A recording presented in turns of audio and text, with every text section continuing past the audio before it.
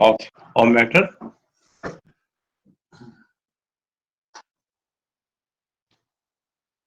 So let me give a quick actual brush up what we did last time. Outline of the talk is going to be the same. Quark model, hadron wave functions, heavy quarks, standard model, new developments. So this is what we saw last time, that around 1965 or so, all the hadrons were observed to be falling in a group of 8, 1, 8, or 10. Understand that Gell-Mann proposed the group SU3, and then new questions came, and that why not lower representation of SU3 group were field. So he came up with the idea of quark structure of the hadrons, that because there are so many in meson, so many hadrons, they are not likely to be the fundamental particle. Moreover, they do have size of the order of a Fermi. In this way, these three quarks around that time and three antiquarks with these, I mean, uh, charges, spin, baryon, isospin, and of course strangeness. One could explain the observed spectrum with the help of group theoretical mathematics. That is essentially mesons are made up of quark, antiquark. So they are uh, having three representation for quark and three star for antiquark, which mathematically, according to group theoretical, uh, this treatment, that is technically called reduction of the direct product of two multiplets. It is just like addition of angular momentum half plus half giving a 1 and 0.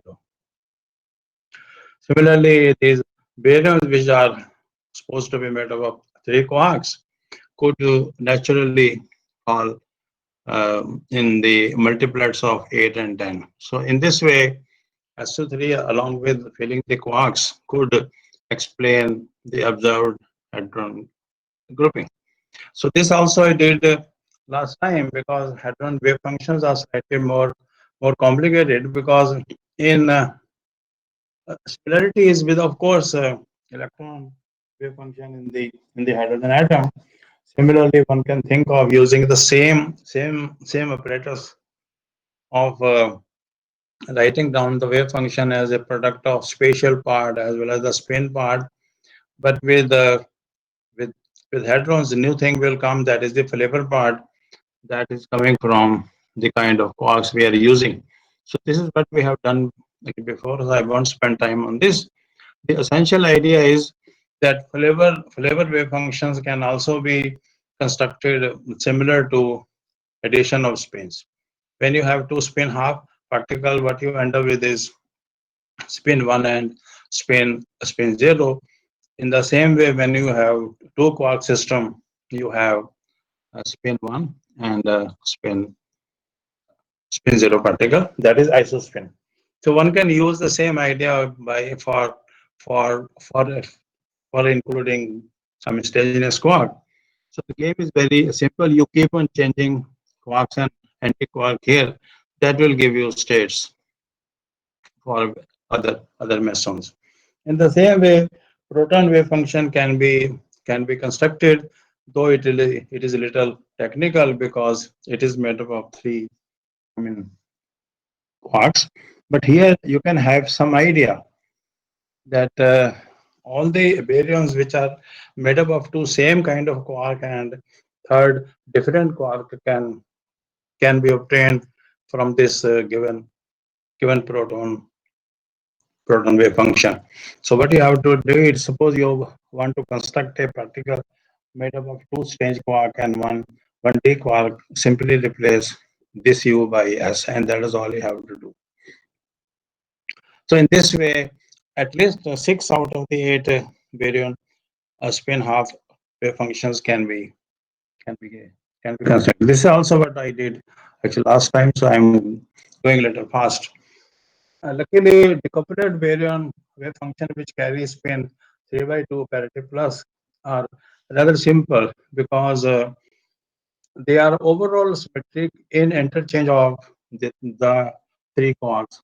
So In this way, if you have states which have three identical quarks, they may be U, they may be D type, they may be S type. One can easily construct their spin and flavor flavor wave, flavor wave function.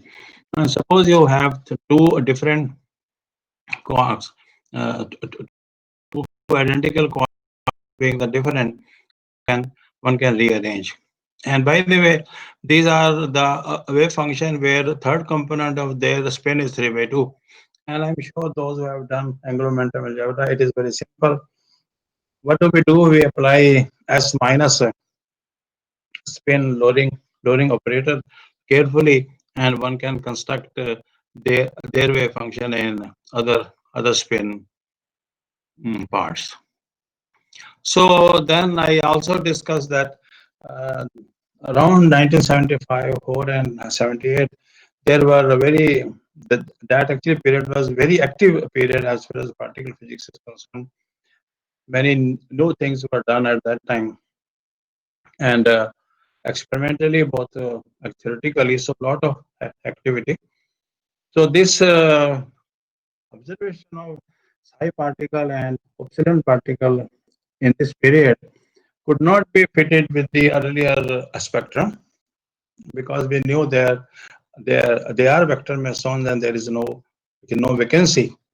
So the idea was that to think of them as made up of new kind of quarks, charm and bottom.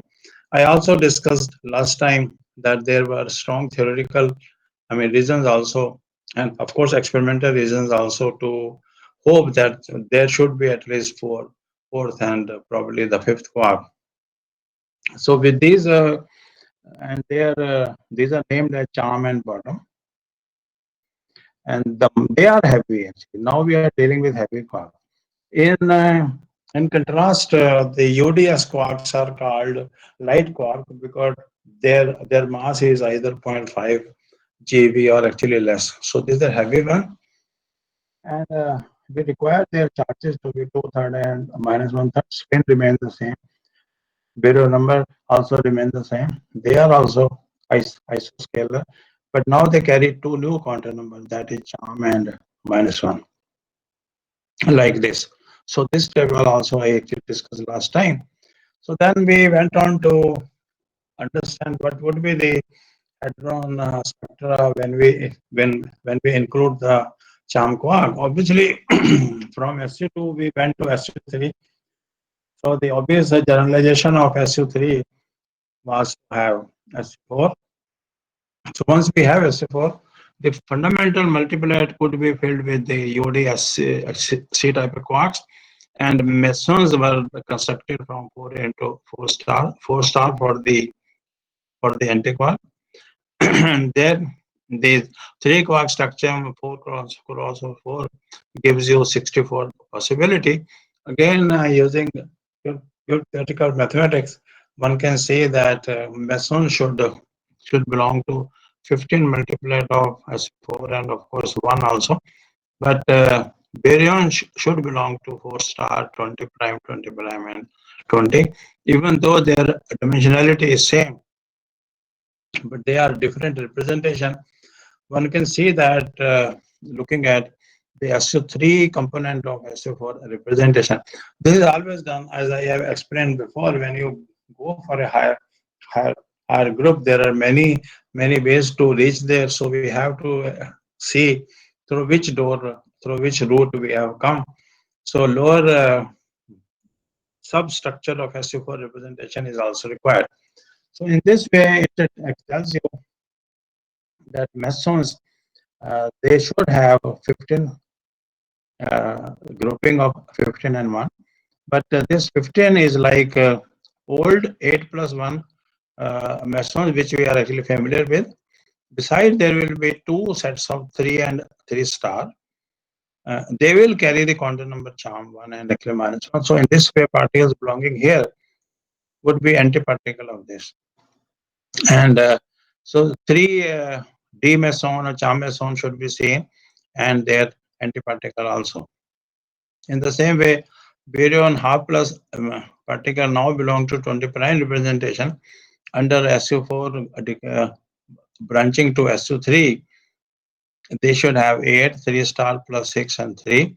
So 8 are the familiar octet of spin half particle which we have seen before.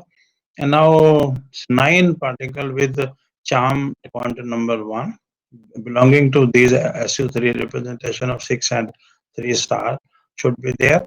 And then there should be triplet of charm particle carrying 2 actual quantum numbers. So one can even guess what you should expect here. Here are the particle where there is no charm particle inside them. Here at least one charm particle forming 6 and 3 star SO3 representation under the 20 prime of SO4, and 3 particle with charm, two charm quantum number. In the same way, 3 by 2 breaks down to 20, which is 20 having 10, 6 and 3 and 1 representation of SO3. These 10 is the are the this is filled by our familiar 3 by 2 particle, but now we have 6 particle carrying charm quantum number 1. That means at least one of their quark is one charm, and here two charm quark, and with adding UD as respectively, we will have triplet. And this is a special singlet which contains only the charm quark, 3 charm quark. So that is why their quantum number is +3. So this is the weight diagram of SO4 mesons. And in fact, not only pseudoscalar and vector meson, which I'm showing here, all other mesons, heavy mesons carrying higher spin, should follow the same kind of a pattern. These weight diagram are nothing but points which we can plot in this 3-dimensional case. Earlier we have seen SU3 weight diagram where Y and IZ, that is hypercharge, and third component of isospin was taken on the XY x-axis. Now we have to include the third quantum number, that is charm, along with it. So in this way we have the familiar octet which we have seen before, and 3 charm particles where at least one of the meson is charm, the other is antiquark U bar, D bar, S bar. In the same way, their antiparticle, and same thing is true for the Fakte vector meson. Now the newly observed psi particle is present here. So as far as experiments are concerned, there are many charm particles. What we have seen here are DS, D0 and D plus, and their vector partner. So they are here, D plus minus D0 with spin 0 and parity minus. So these are the pseudoscalar meson, and the third one is present here. Then we also have vector mesons, but we do have other heavy higher spin particle. So same thing is for the charm and actually strange quantum. So these are the particles which are made up of charm, one charm and the other the UDS, UD kind of quarks. Here we have one charm and one actually strangeness combination. So you see that like old meson multiplets, here also we have heavy spin. In fact, if you go for charm anti-quark state, so in this case they are purely made up of charm and anti-charm, but so we call them hidden charm state, because their net charm quantum number is 0, because the charm quantum number coming from C bar will actually cancel the charm quantum number. However, there are many states. Actually, the list is not finished here. I couldn't give the all. So there are many states which are isosinglets. As far as baryons are concerned, we have seen that baryon belongs to 20 prime and 20. A 3 by 2 is an interesting thing which look quite nice and actually symmetrical. It is pyramidal. So here we have 10 old fermion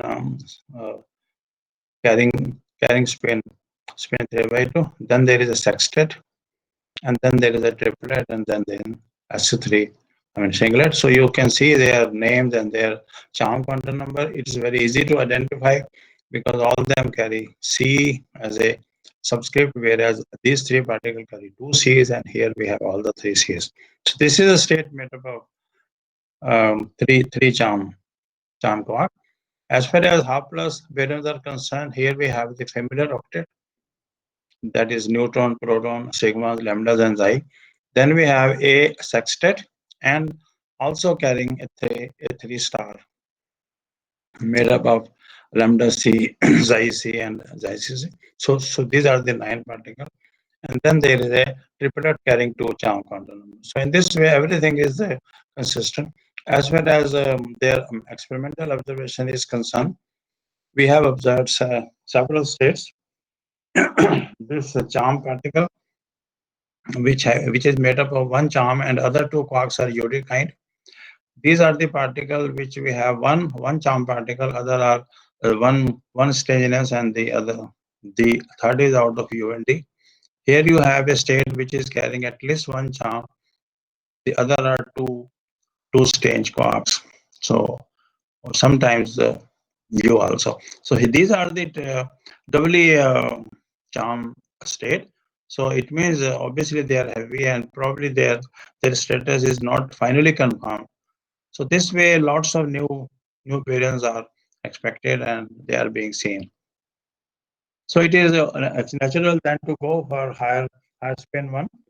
I will not go into the too much of technical detail of this group, but it is very easy to do if you have understood the lower one.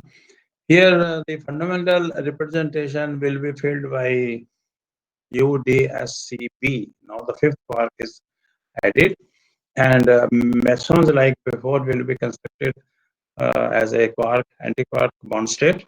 Then you can expand 5 into 5 star. 5 star is for for antiquark. It naturally breaks down to 24 plus 1.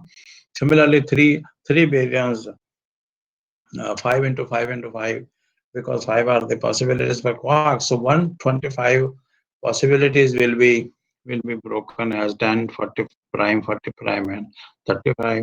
So this is the generalization of 20 or 10 from SU3 and SU4. This is totally symmetric, and this is mixed one. So spin half particle. So 20 more spin half particle and 15 more spin ja 3 by 2 particle are, are expected. So these are going to be very heavy because mass of B is around 5 GeV. So their observation requires a lot of energy, but luckily we have those energies available at many accelerators, particularly at LSC, but also in Japan, Bailey and other detectors are seeing them in quite detail. So if you look at particle data group which is available on the internet, everybody can have access to this. We find a large number of mesons. Some of them I have given here. So these are the states mesons with spin 0 parity minus. So these are the pseudoscalar, and these particles are actually one bottom and other U bar or D bar quark, and these are the vector mesons here, and these are the heavy partners of carrying one quark, one bottom quark, the other is U quark. Here we have bottom stage. So here, this quark is typically made up of baryon, sorry, bottom quark and S bar, anti-S quark, and also its vector partner. So then these are the really heavy ones, and quite quite interesting, where both the quarks are heavy, because here we have one bottom, the other is charm or anti-charm.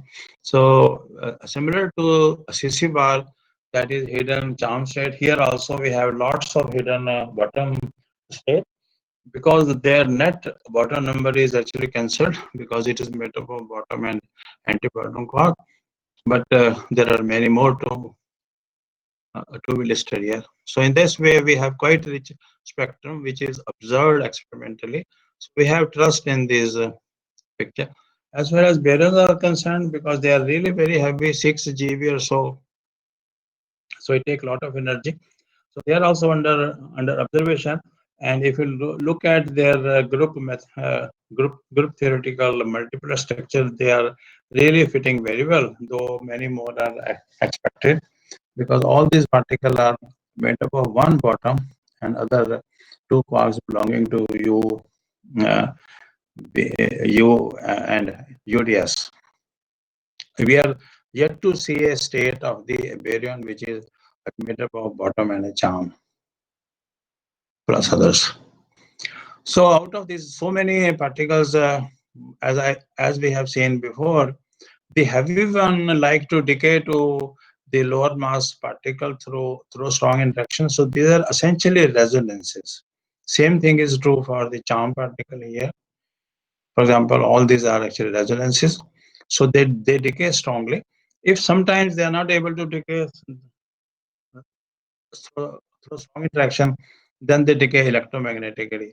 But in case their electromagnetic decay is also not possible because of some conservation law or because of some mass reason, then we find that all these particles tend to decay through strong, through weak, weak interactions.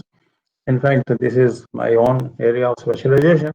I have been, studying decays of these heavy charm and heavy bottom hadrons, mesons, as well as baryon, and they have very rich structure of their decays. Why? Because they are heavy. Being heavy, they have many decay modes for them to be available. So in this way, in contrast to strange hadrons, their lifetime is rather shorter. The ordinary, mesons and baryon like K meson, sigma, lambda baryon, they have lifetime of the order of 10 to the minus 8 or so second, but they have picosecond actual lifetime. And if you look at their decays in the literature, there are several hundred of them. So, but we'll not go into the detail. Maybe some other time, and we will be talking about forces responsible for these decays. We can talk in more detail. It all depends upon actually Professor Shastri if he gives me more opportunities. So, but then a question arises as far as observation of charm and bottom particle are concerned, situation is quite nice. But then a question arises, why do we need a top quark? And have we seen particles carrying top quark inside? This is a serious question. So first thing is, where is something missing? Okay. First thing is, why do we need this top quark? One reason which I probably touched some other time also, that this is an interesting thing to note. The number of quarks and electron are same.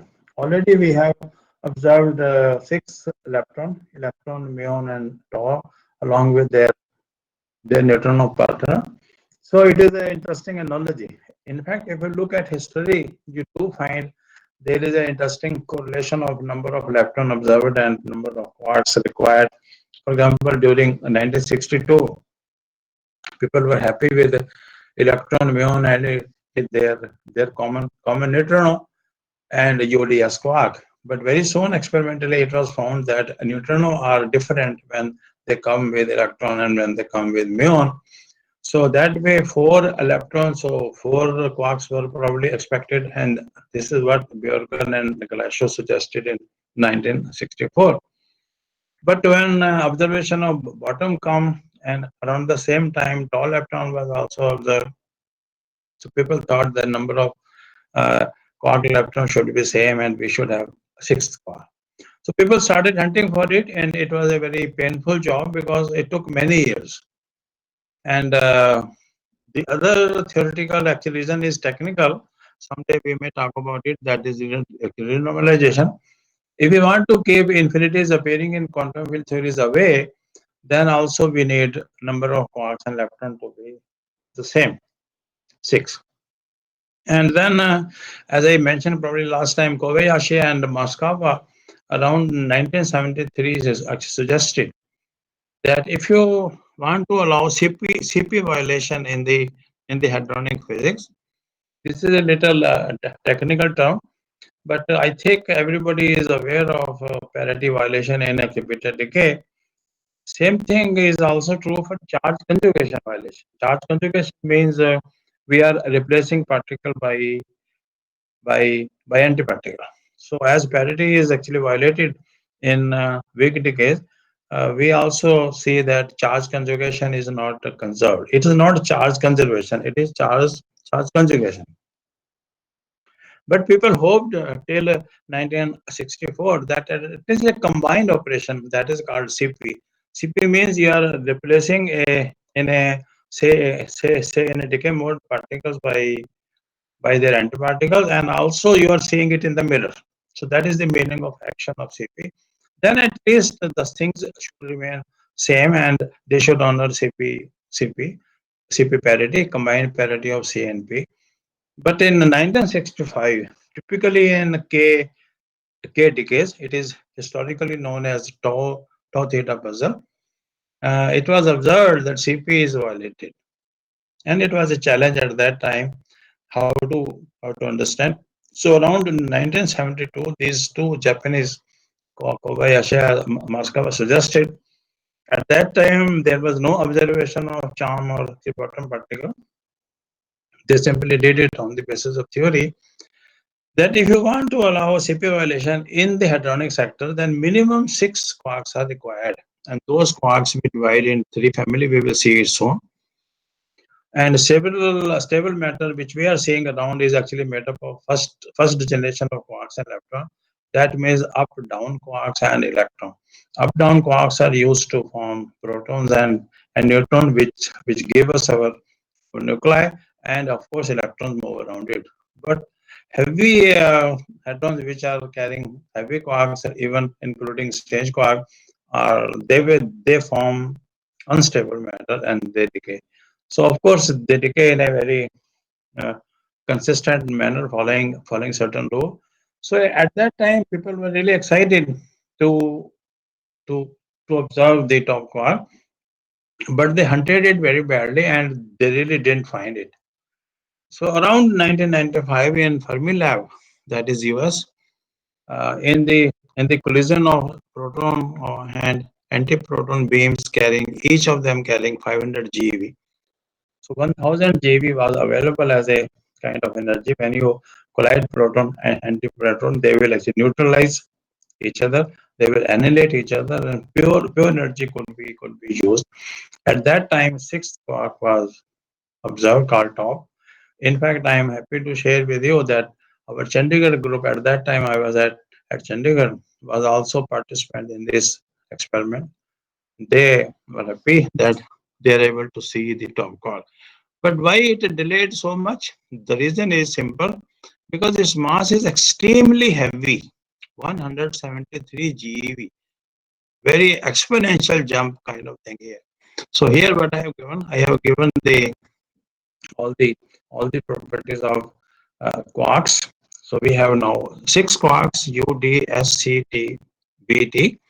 Their charges, three of them are carrying charges two-third, and other three carry minus one-third of the charge of the proton, that is electron.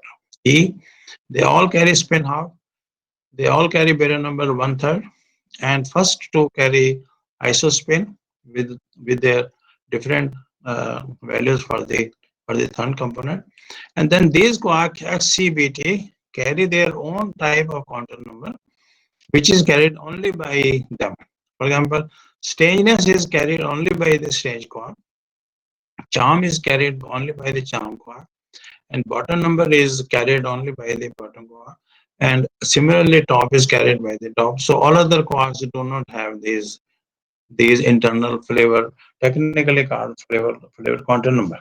As far as masses are concerned, we again see roughly the mass of UD quarks are one-third of the mass of the proton, so around zero point 0.3 GeV, or say you can say 330 GeV, sorry MeV. And strange quark is slightly heavy, but charm and bottom and top are, they belong to the category of heavy quarks, and these are the light quarks. But here also you see charm around 1.6, not bad. B is still heavier, but T is suddenly jumping very high. So it is one of the mystery of particle physics. Why the top quark should be so heavy? And another thing is that, as I raised the question before, have we observed particle carrying top quark? Certainly not. Simple reason is This is so heavy, 173. Any particle, if it is formed, it is not able to have a complete revelation of itself, and by that time, top quark would have decayed to the bottom one. So even if top quarks are particles are formed, then they immediately decay. So as far as possibility of seeing any hadron containing top quark is simply not there. So it is an interesting part of this story. So at least the observed hadrons belong to the first five. Mathematically, it is allowed. Theoretically allowed. Even in nature, probably nature might be creating top hadron, but they are so fastly decaying, extremely fastly. I actually already told you the decay lifetime of this is around 10 to the power minus 8. So particles containing UDS is around having lifetime of microsecond or 1% of microsecond. But charm and bottom particle have shorter lifetime around picosecond because they have large number of channels to decay. But top quark is extremely short-lived because, as I said, this is much heavier than the mass of W. So the real normally when these particles decay, they they decay through virtual emission of WMS W boson. But top is so heavy, it is mass is greater than W. It immediately decay to the bottom one through the real emission of W. So now a new question arises because people normally like to be happy with the situation, but luckily other friends don't allow us to have a nice sleep. So people raise a new kind of question, and that is the color. Why do we need color? So this is a very important thing. And what is this color? First of all, we have to be very clear that this color has nothing to do with our ordinary color, though we use the same name. So obviously a question is here, why do we need another quantum number of quarks? So that is the question. So for that point of view, let us consider a state which is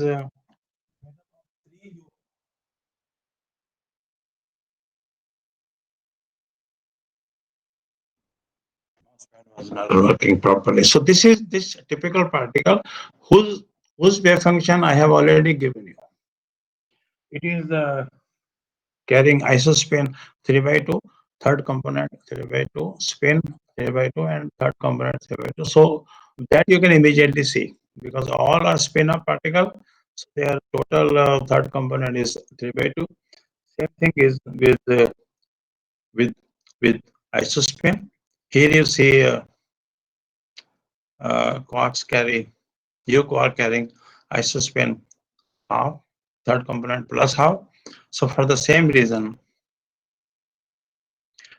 this U will give you third component 3 by 2.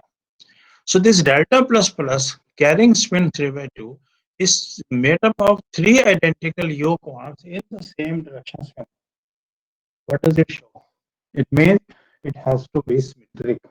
But then if it is true, then it immediately violates this spin statistics theorem. And what is the spin statistics theorem? It says that wave function of all fermionic states or made up of fermions must have overall antisymmetric wave function.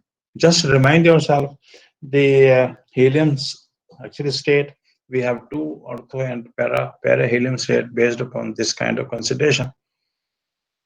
So obviously, how to know antisymmetry? Because delta plus plus is a state which is made up of three fermions. So therefore, according to spin statistics theorem, its wave function must be antisymmetric totally, at least totally. As you know, it will have three parts, at least the spatial part, spin part, isospin part. So three of them, some of them may be symmetric and they are actually symmetric, but overall wave function should be antisymmetric. And here you cannot have it because all the three quarks are identically the same. So this antisymmetry of a baryon, being fermion, can be restored only if each quark is allowed to have an extra degree of freedom. So this was proposed around 1964 by Greenberg. But at that time, people did not take him very seriously. But around the same time, there were experimental observation of pi and decay width, pi zero decay width. R ratio, this is a little technical, but you can easily see it if I explain you. There are lots of experiments in which electron positrons are actually colliding. When electron positrons are actually collided, they are antiparticle each other. They immediately give rise to very high energy photons. Those high energy photons can produce any kind of state. They can go to quark antiquark. They can also go to lepton and anti-lepton. So people found that probability of our electron positron giving rise to hadron is much larger than giving leptons. That is technically called R ratio. And Brillouin process is also there where you collide proton, antiproton, and actually produces leptons. So it is in a way reverse of the first one. So the experimental measurement of these actually processes could be understood only if we allow quarks to be in three varieties. So that is the idea. Now, what are these three varieties? Just out of fancy uh, names, what we have chosen is on names from ordinary colors red, blue, green, because we know red, blue, green are the fundamental one, and mixture of red, blue, green give rise to white, that is colorless thing. So taking that kind of analogy, but again I warn you, these degree of freedom have nothing to do with the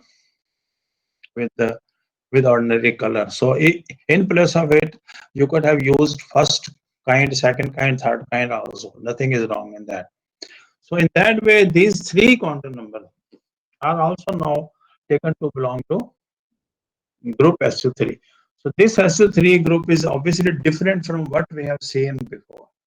So that is why I have put a subscript C in it as the color.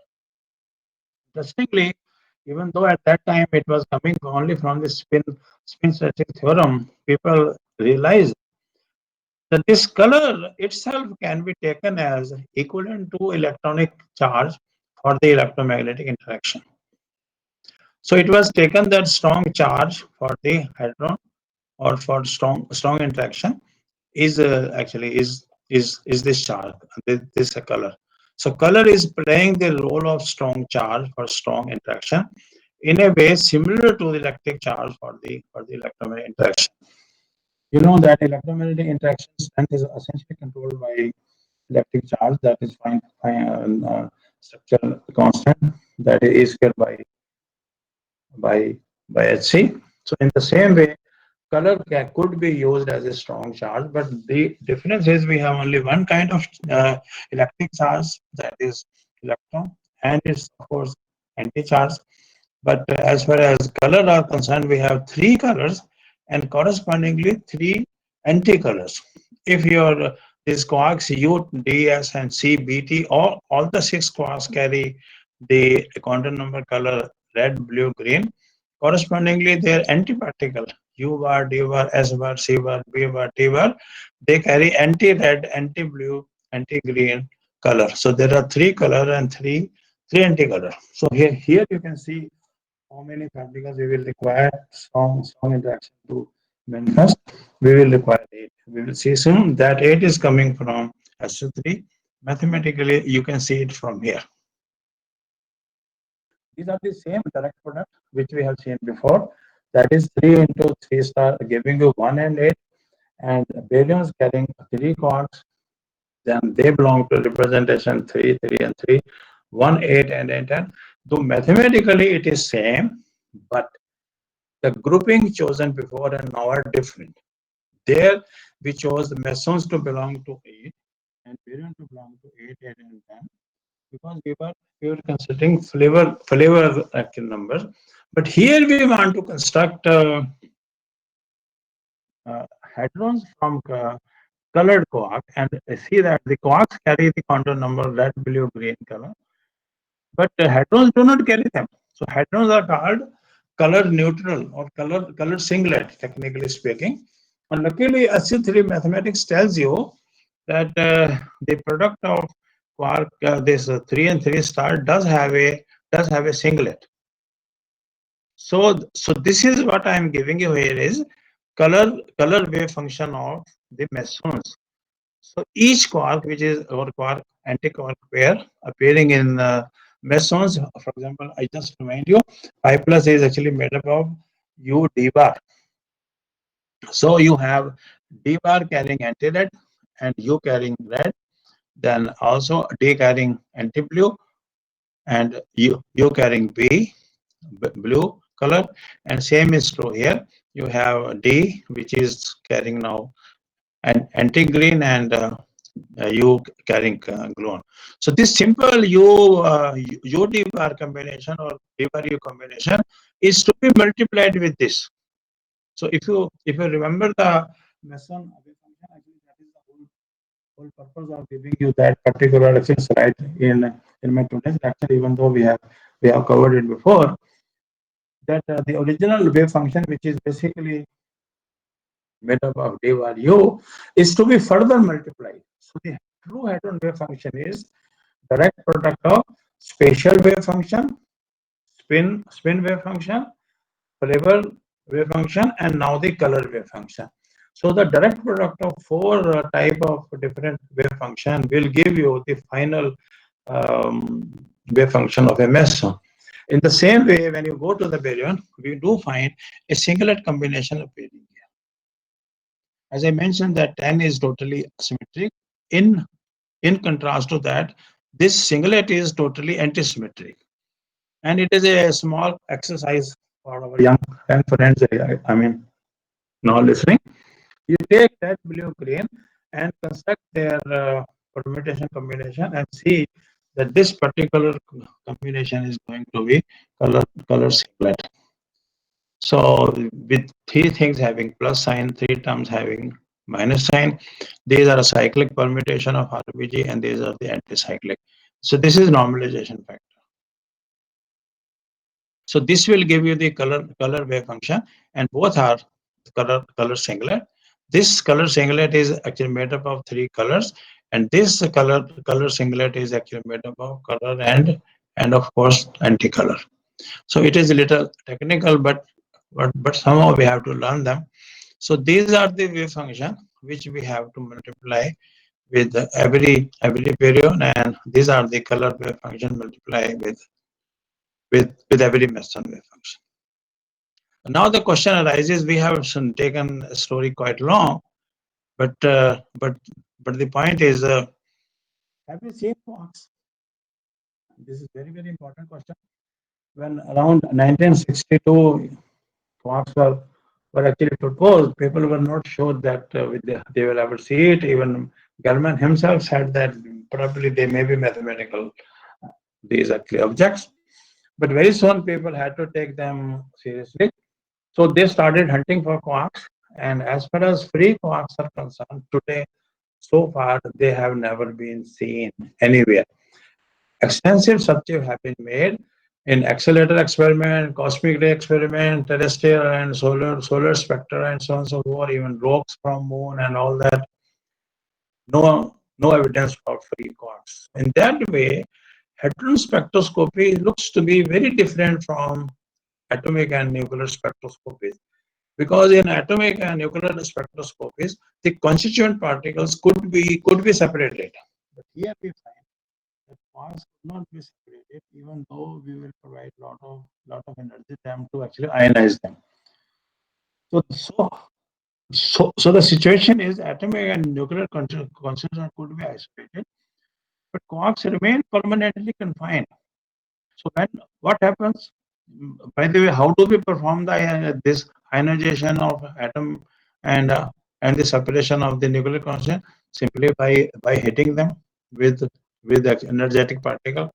Same thing can be done here also, but in hadron collision experiment, it was found that it is energetically favorable to produce more hadrons rather than ejecting the quarks. So if you try to take one quark away from the other, immediately what happens? They said, no, you can't go.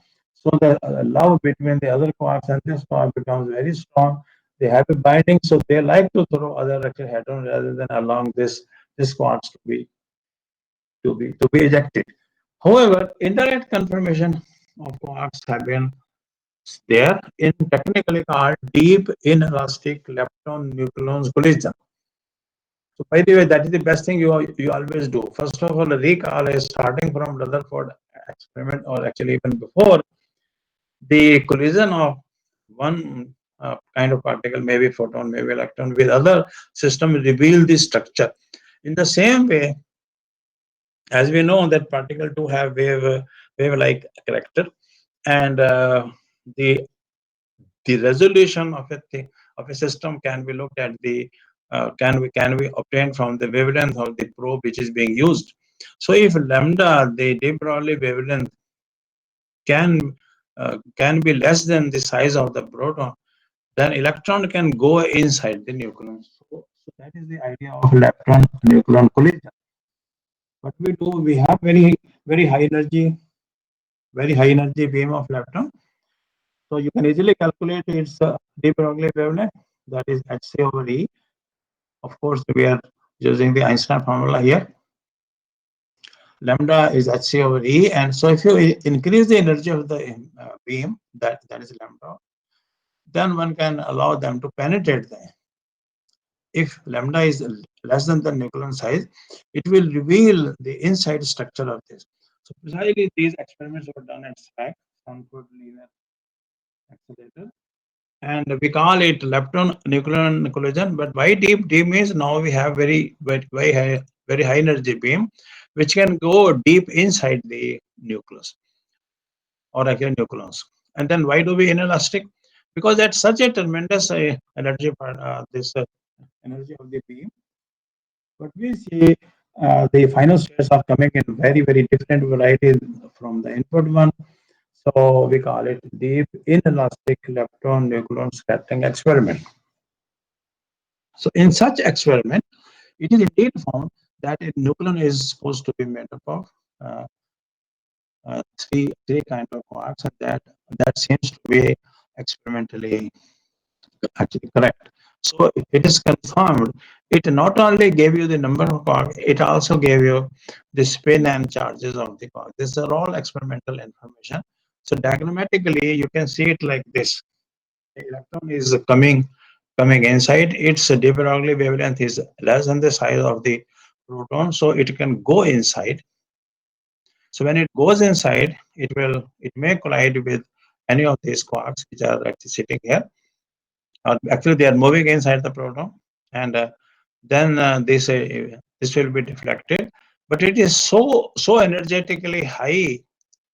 Then when it collide, it will throw a large number of particles in a simple jet like E. I mean, even either in this direction or in some other direction. So in such experiments, people were happy that they are able to see the quark-like structure. But they also saw the gluonic structure. So the idea of gluons, which are exchanged between quarks to produce strong interaction, is also true. So we have evidence for gluons in such experiment, and technically called jet experiments, and those were performed in Daisy at Germany. So the idea is very simple, that a proton seems to be made up of three quarks UUD, and each of them carry different charge. Say if it is red, then this is blue and green, so that overall singlet state can be obtained. This spring-like event are basically exchange of gluon, and so in this way, baryons are made up of three quarks, and they are bound together through exchange of 8 type of quarks. Why do we need 8 kind of quarks? You can see from here that red, if it wants to become blue, it has to emit a gluon. It has to emit a gluon carrying a blue and of course anti-red kind of quantum number. So there are color antiquark, three antiquarks, nine possibilities are there. But because of the condition of the group SU3, that is S, one of the particle is held. So we have eight, eight possibility for the uh, for the gluons. But this is still a overly simplistic picture because now we call these three quark structure to be valence quarks. But besides that, the inside of a baryon is quite mucky. Lot of things are I've seen here because this was the situation in 1965 or so, or maybe 70. But now we have more and more actual energy. So when we see the inside of proton with the help of more and more high energy probes, we see proton is quite complicated object. It is not just made up of three quarks. It is actually made up of three valence quarks and others quark antiquark pair. In fact, some of the quarks could be even actually strange. So we have pairs of strange and anti-strange quarks and even charm and so on. So all those things are there, and they have lots of gluons, and gluons are also playing complicated game. You see here, gluons can be absorbed by the gluons or can be emitted by the gluons. So this proton picture is quite messy now. So what we see is that this uh, uh, this proton is may have quarks up down stage quark also, and then lots of anti quarks around here and gluons, and also actually much more than actually that. So with this, let me quickly remind you, we do deal other kind of particle as I've been calling, that is the quanta of the forces. So as a quick reminder, we now know there are four fundamental interactions called gravity, electromagnetic interaction, strong interaction, and weak interaction, and all the known processes occurring in nature, starting from subnuclear micro domain to macro domain, extra galactic level, are nothing but manifestation of one or more of these four fundamental forces. This is a very important understanding, and the universe is essentially controlled by this. And all the time, all the bodies, all the fundamental particles in the nature, they are moving around, emitting around, transforming into each other, forming body state, and so on and so forth. So but reducing the story fast, gravity is supposed to be essential for study of universe as a whole. So if you want to understand how the universe began, how it actually evolved, and how it is going further in future, for that purpose, we need to understand it through the help of theory of gravity. And luckily, Einstein's general theory of relativity reveals quite a lot, with only one problem. It remains classical. In contrast to that, other three forces, strong, electromagnetic, and weak, are nicely described by quantum field theories. So technically, these are relativistic quantum field theories of quarks and leptons, which ultimately we will see it in the form of standard model. But as far as their role is concerned, we can broadly say that electromagnetic interactions, they determine the structure of atom and molecules. But ultimately, in this way, they encompass everything: physical, chemical, bio life around us. So our terrestrial domain, even geophysical domain, everything, whatever we're seeing around Earth, inside and outside, they are essentially controlled by electromagnetic forces and giving rise to structures like we people who are talking, enjoying, and listening and understanding nature. As well as strong interactions are concerned, they basically bind quarks to form hadrons. However, we know that at a nuclear level, these bind nucleons through the exchange of ion to produce nuclei. But here a little caution is required. Whereas we know that truly speaking, strong interactions are essentially among the quarks to form the hadron. So in some way, nuclear forces should also be seen as a manifestation of these quarks. So at present, we think that nuclear forces are essentially van der Waals-like forces, which are responsible to form actually molecule. But now, similar to van der Waals forces, these nuclear forces are essentially residue of the quark forces, as we all know that van der Waals forces forming the nuclear, forming the molecules are essentially residual of lots of electromagnetic repulsion and attraction forces among the charged particle forming the molecule. In the same way, quark forces appear as a residual force to show the nuclear level. A weak interaction are little technical. Here we see that gravity, electromagnetic, strong are able to give us a bound states. Here Earth is bound to the sun, and suns and the stars are bound to the galaxies, and the whole universe is also bound. Here we find electromagnetic interaction binding atom and molecule. Here we find strong interaction giving us hadrons and the nuclei.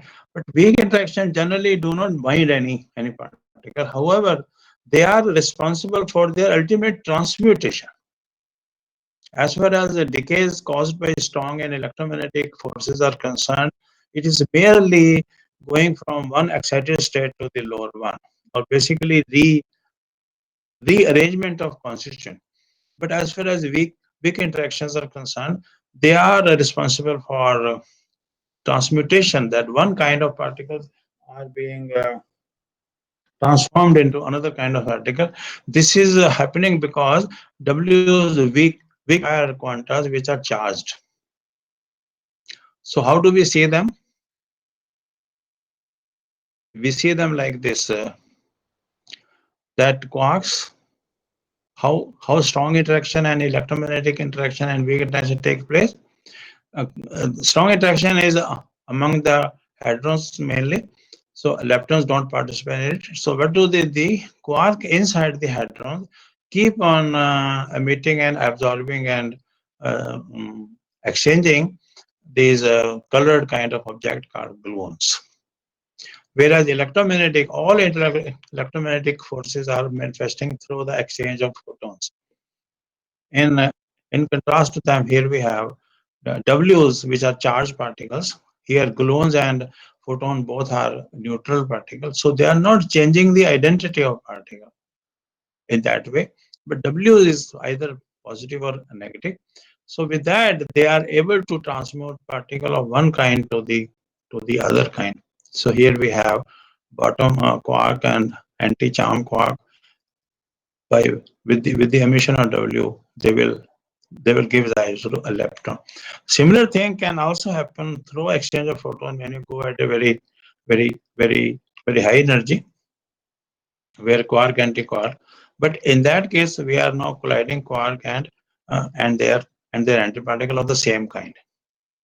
So anyhow, so in this way, the quantum of forces can be put in this way. So far, we were dealing with the metal particle called quarks and the leptons. Here we are seeing the quantas required for four fundamental forces to show themselves. We need photon W plus minus and Z0 and 8 gluons. We have one photon, two W's and one Z, and these are their symbols. And they have charges neutral except the W1, which can have charge plus and minus. They all carry spin 1h bar, and their mass, see the mass. Photons and gluons are massless, but W's and Z are very heavy. If you remember, the mass of the proton is around 1 GeV. So W and Z are over 80 times the mass of the nucleon. So photon is required for electromagnetic forces, W's and Z are required for the weak, and 8 gluons are required for the strong. What do we have there in theoretical description? We have very well established quantum electrodynamics, which was found around 1948, which explains electromagnetic forces very well. That is simply called theory of photon and of course electron. In the same way, a gauge theory, technically called quantum gauge field theory, for the weak interaction was developed by Glashow, Weinberg, and Slam. That is called quantum fluorodynamics. And around 1972, similar to QED, quantum chromodynamics was constructed for strong interaction. So all these things are now quite nicely understood in the framework of relativistic quantum gauge field theories. But we also need a typical new kind of a particle, Higgs boson, which was proposed to be there by Glasha Islam in order to provide mass to these Ws, and now also to the mass to the other massive particle like quarks and of course lepton. This Higgs has also been observed very recently, maybe 10 years back, and this is supposed to be having very large mass. So the coupling of Higgs particle, that is spin zero, with other particle will give rise to mass to them. It is a little technical, and a full talk is required for the description of Higgs boson. So we can try to move towards conclusion, and that is gravity is common to all the particles of nature. Leptons do not participate in the strong interaction. Charged leptons participate in electromagnetic and weak forces. Neutrinos involve only the weak interaction. Hadrons participate in all the interactions. So this is the proper way of understanding these three, four classes. And as far as putting all the things together, model, which is made up of quarks, lepton, gauge boson, and finally the Higgs boson. So we have a very simple six leptonic structure here: electron, muon, and tau lepton, along with their neutrino partners. So their properties are given actually around here, and corresponding to them we have six quarks: up, down, charm, stain, top, bottom. But each of them are appearing in three kind of colors: red, blue, green. So here we have 18 plus 6, 24 fermions as a matter particle, and 8 gluons, 1 photon, Z boson, and 2 W. So 8 plus 1, 9, 10, and 12. 12 quantum of bosons required. So 24 plus 12, 36, and at least one Higgs boson, around 125 GeV mass, is required to have to provide mass to all these particles which we are seeing around.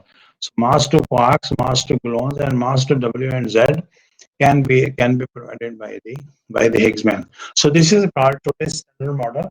And as far as our claim is concerned, even though this number seems to be very large, but this model is able to explain not only all the phenomena observed so far in microscopic physics, but first time we are able to connect microscopic physics with macroscopic physics, that is the cosmology. So the model of universe, cosmological model, can somehow be contacted with it, because when you go back in time, we have very high energy. So in that way, this standard model help us to understand what might have taken place in the beginning of uh, the universe. But that again requires little time, so I will not talk about that today. So as far as the present picture, this standard model picture is a concern, we are dead sure about it. So these particles, which are around 37 or so, are called non-exotic particles, and we have full faith in it. We have proper understanding of all that.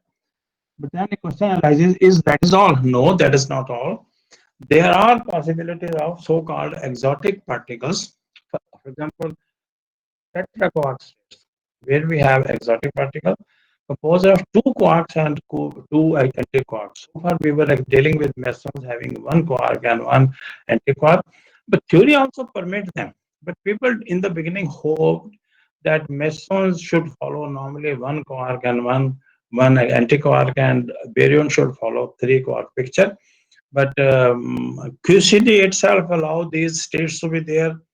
People have been taking them, some people have been taking them seriously for their theoretical understanding. But finally, in the last 10 years, we find several evidence for heavy tetraquark states, not only at CERN and Large Hadron collaboration experiments, at Fermilab in US, Bele in Japan, and BS this Beijing electron synchrotron. In China, all they have provided evidence of these happy quark states, which are actually made up of two quarks and two antiquarks.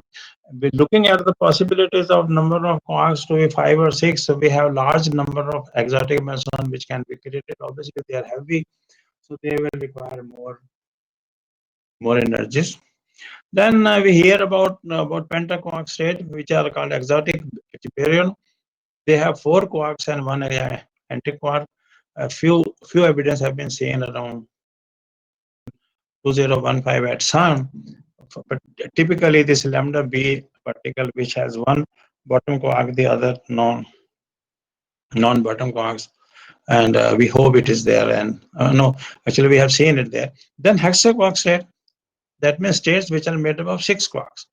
You may call them baryon molecule, or you can call them dibaryon state. So around 2014, at around 2380 MeV mass, it was detected and it was named as D star 2380. So in this way, not only the simple structure of quark, antiquark, and etheric quark, theoretically these states are there, and they have been seen in experiment, and this is a recent thing. This has happened on the last 7 8 years. So it is very active area of particle physics today.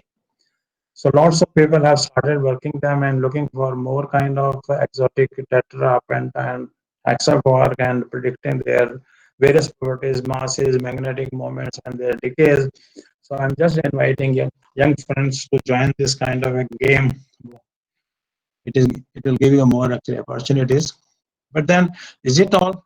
Is everything made up of quarks and antiquarks? No. There is a typical possibility of a state which is made up of only the gluons. As you know, that quarks are supposed to be bound together. Is a possibility that gluon can bond themselves also? Yes, that is possible. So there are possibility of states which are made up of only the gluons without having any valence quarks in them. They may have virtual quarks, but not the valence one. In the same way, then what is the problem? The gluon ball or gluonium states, they carry the quantum number which is similar to meson. So what happens is, because of quantum mechanical superposition, these states often mix with the ordinary mesons. They become difficult to identify whether this is of ordinary quark antiquark meson state, or it is pure gluon state, or a mixture of the two. However, there is a possibility that typically this particle F0 with mass 17110 MeV probably have the the properties which are consistent with gluon mass coming in our standard model. All these things are experimentally there, but there are other kind of particles which probably have not been seen. But there are mathematical reason. I hope you remember when I shared with you in the beginning. I divided particle in three categories: non-exotic particle. So those are basically leptons and quark, antiquark, or actually three quark state. Then exotic particle, which I just finished with, multi quark states. But then there are hypothetical particles, but there are reasons to believe them to be there. In fact, there are serious theoretical problems of infinity in quantum field theory, which somehow we are able to live with it. But Salam in 1974 or so suggested that if you allow for a supersymmetry, and that is, for every fundamental boson which we have, there is a corresponding fermion partner. And for every fermion which we have now, there is a corresponding boson partner. And this filling of this particle will called filling by supersymmetric particle. So as many particles we have today, around 36, we have equal number of supersymmetric partners. Like photon, for example, is the non-exotic particle which is carrying spin 1, so it is boson. It has photino partner with spin half, gluon with gluon spin half, quarks having a kind of scalar quarks with actually spin 0. So these quarks and leptons are fermion. So they have boson's partner, and leptons have as cycle leptons, scalar leptons.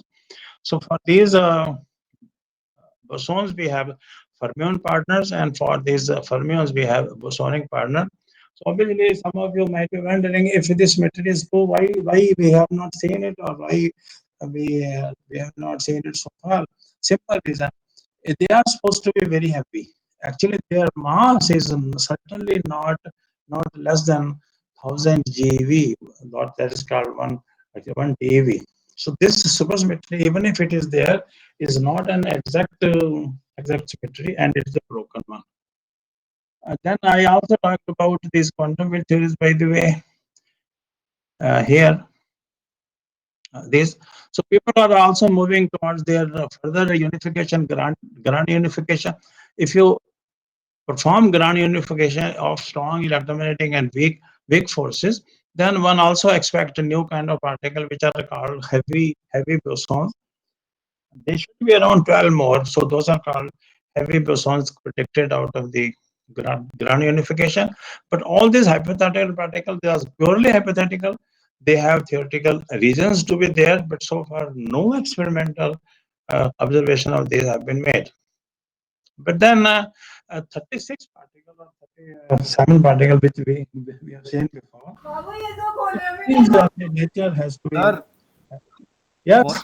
हाँ लंबा लंबा हो गया sir lecture. हाँ बस एक आधी sheet है डॉक्टर साहब, खत्म है अब. ठीक है सर. बस एक आधी शीट है. That's going to finish on. So because somehow I wanted to finish it today, so I jumped over some of the things. But anyhow, so this Harari in 1985 suggested that probably 37 particle is large in number, and God must be actually spendthrift. So he actually suggested that probably these three families of six quarks and leptons, and all that can be divided in grouping, and each of these families are separately made up of another layer of actually onion called T and V particle, Tohu and Wo particle. I have tried to give you the charges of those and Vos and how they can be constructed. They can be used to construct these lepton family and the quark family. It is a small exercise. So there is a possibility of further layers of matter leading to the problem of infinite actual divisibility. If that is true, then it would mean that ultimate constants simply do not exist. However, majority of physicists believe this is not so. There must be some end. So this question of democracy and actually Aristotle is still in a way continuing, but majority goes in the favor of quantum existence of the particles of the ultimate constituent. But I again warn you, this is hypothetical, and most of us believe that there should be an end to the sequence of ever final level of structure, and the color quark confinement provide an indication of that, and only future experiment can decide these issues. So in this way, we can remind ourselves, journey for finding the ultimate structure of matter has been a thrilling experience. Nature is a veiled beauty who tries to hide her mystery. And we also learned that nature's imagination is much richer than our vision, and it may have many more actual surprises in its. So this is where I can stop here with the remark given by Feynman. If in some cataclysm all of scientific knowledge got destroyed and only one sentence is to be passed to the next generation, then this is what it is. Feynman says, I believe it is that all things are made up of atoms, little particles that move around in perpetual motion, attracting each other when they are a little distance apart, but repelling upon when being squeezed into the one another. This line itself will allow all the science to be revoked again. Thank you very much, my friends. Thank you very much, sir. Thank you so much. It was wonderful going through this entire journey, and we really enjoyed it. And now, of course, having gone through the overall picture, now we will get into the details. Quantum mechanics is all about. Sure.